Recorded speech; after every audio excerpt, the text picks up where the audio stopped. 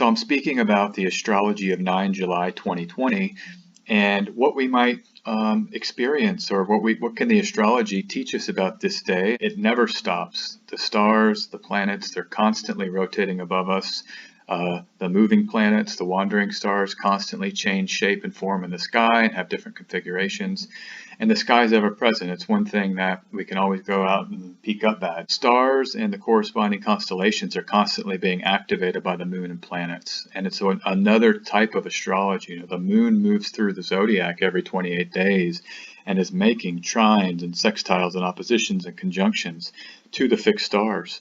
And just look here, this is from the astrology software Solar Fire. I mean, there's like 200 fixed stars or more that they have available that they track. And each of these stars, or most of them, are part of a constellation. There's an abundant set of narratives with each constellation, each story. It has a rich history. It's cross-cultural, it's global. Just many layers to sift through at all times with the astrology. The other thing that's important just conceptually is that there's cycles, and then there's subcycles, and then there's subcycles and subcycles, right? And it's like a Russian doll, where you have a doll within a doll within a doll. But then there's the Saturn cycle, and Saturn-Mars cycle, and Saturn now with Jupiter and Capricorn. So there's these kind of smaller and smaller cycles. We can say we're also now we finished eclipse season, so we just had that cycle, which is every 6 months. We just had a lunar eclipse, so the full moon. We're in a waning lunar cycle, which is a 14-day cycle. But you can break it down smaller and smaller and smaller. This talk is about a one-day cycle. And I'm using Central European time, so I'll start at midnight. We'll see what's happening for that 24-hour period. You can see there's two moon conjunctions to a fixed star. It's a Fomalhaut and Deneb Adige. The moon will make a trine to Mercury. The moon will square Venus, and then Venus will conjoin this fixed star, Ain. This list of 5 events that are happening in today's astrology is a curated list. I had to pick from some other choices. There were several other fixed stars that the moon will conjoin today on this day, 9 July 2020. For example, this fixed star that it conjoins at 2:58 or 14:58 in the afternoon, early afternoon. This is a fixed star called Situla. And I didn't pick this. I'm not going to talk about this except for right here. But I mean, this is rich with symbolism. It's the container that the waterman, Aquarius, is holding as the water gets poured out.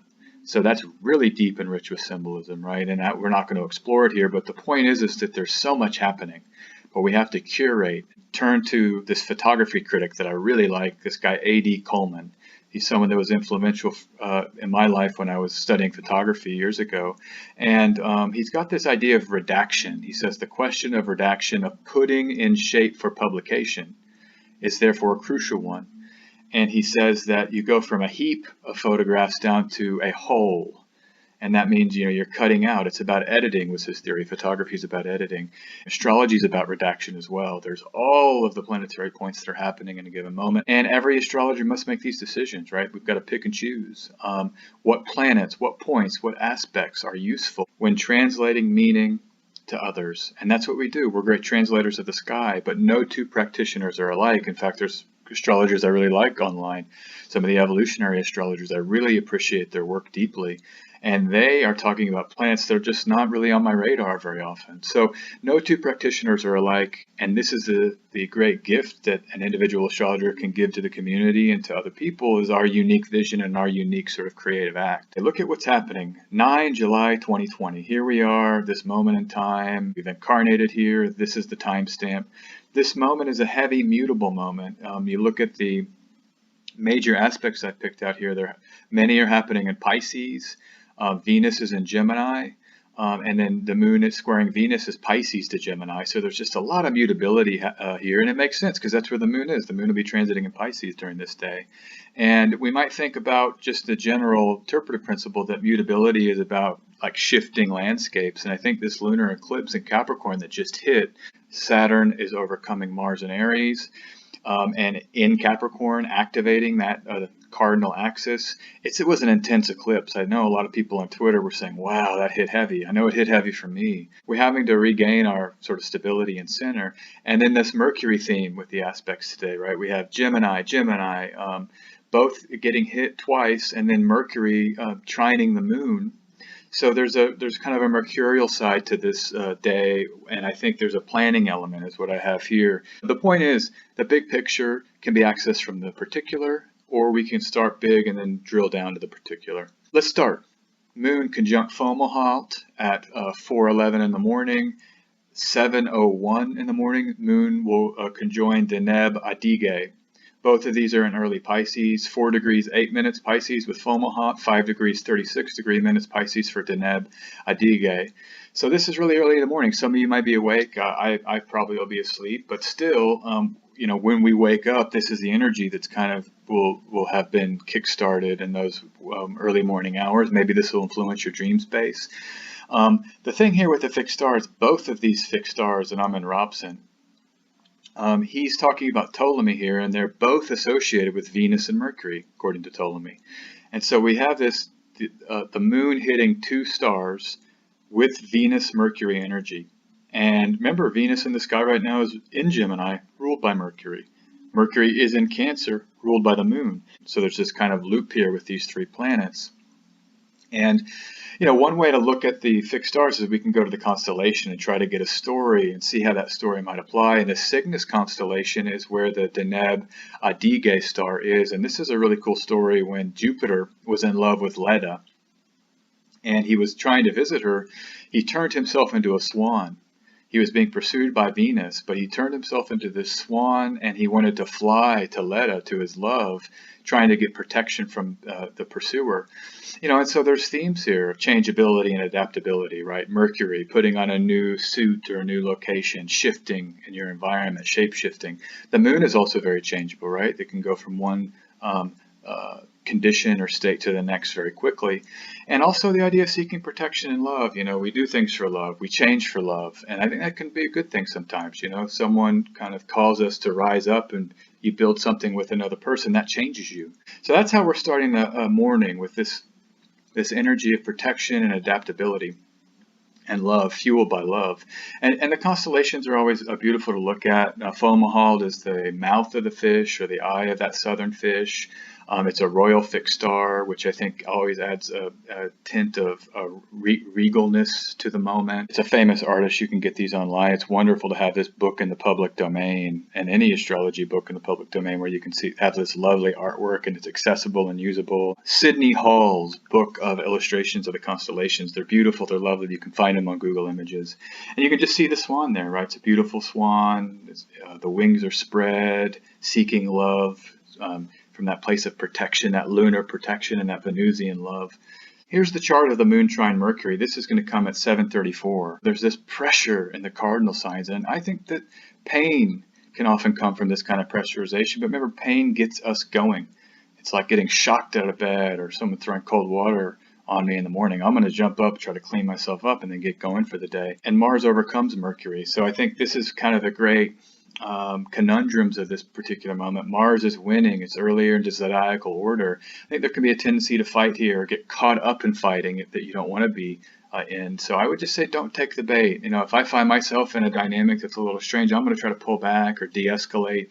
I certainly don't want to get involved in a fight. Now, Mars in Aries is actually quite supportive of fighting when you need to fight. And so just know that maybe the communication could potentially be an issue, but if you are having to fight, that purity of intention and that passion, I think clarifying that for oneself can really guide the execution of the conflict. And so, why are you fighting? The moon is going to overcome via a trine from Pisces. And so I think this provides a kind of egress, or sort of a way out in this current moment, where the home, it's a retrograde Mercury, so maybe reviewing, nurturing, self-care. This can kind of be a place we retreat back to if things get too heated in a debate, for example, online or with family.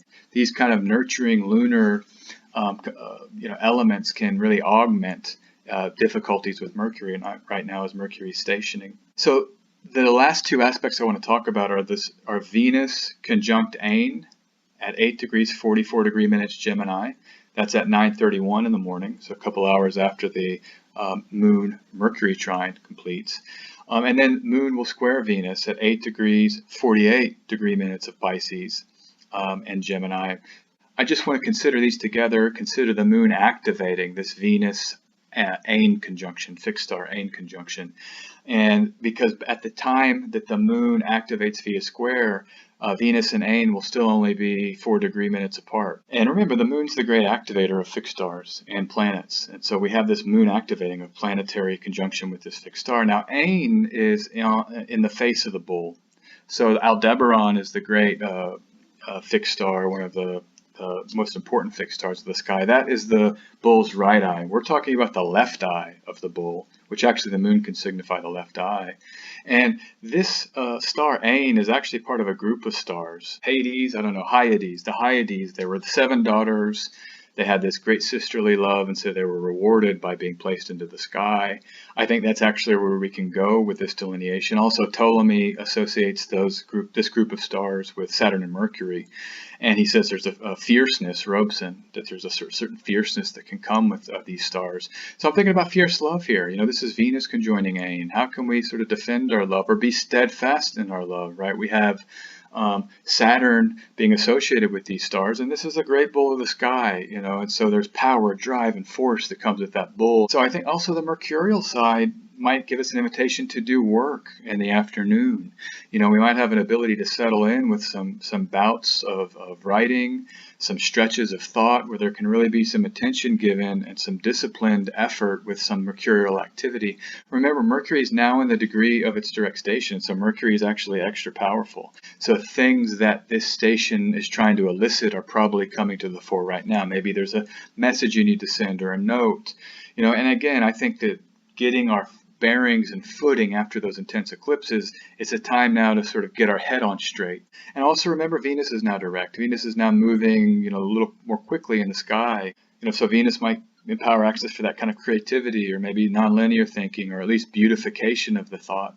All right, cartomancy pull. This is the desolation card, the 10 of spades. And the reason why this can be an intense card, it's kind of the end of the line when it comes to the limits of thought. And we've talked so much about Mercury and Gemini in terms of the astrology for today. But I think that sometimes it's worth noting that thought is simply the construction of word and language and image in the mind. And there's other perceiving senses that aren't the thought. So much of the pain and suffering that we experience can be thought-based and thought-driven, right? Obsessions about the future, constructing versions of reality that don't exist, reliving versions of reality that may or may not be true from the past, and punishing ourselves, the negative self-talk.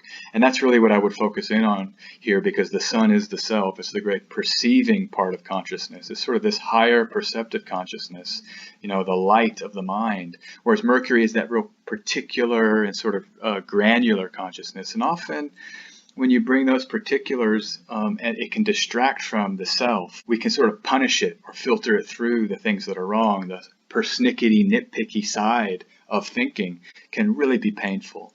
And so I think, for me to augment this on the Moon Mercury that we discussed, is getting into that Moon Mercury. Take a bath, get a massage, just sit and breathe, get under a blanket. Just realize that there is this profound divine sun perceiving consciousness in the heart of everybody. It's in you.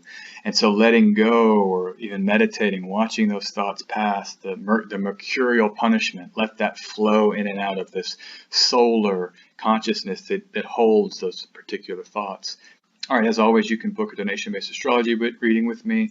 Astrology for All, sjanderson144.com. I love reading, and I look forward to reading for you. This audio is on Apple Podcasts, Spotify, Google Podcasts, and other podcast players.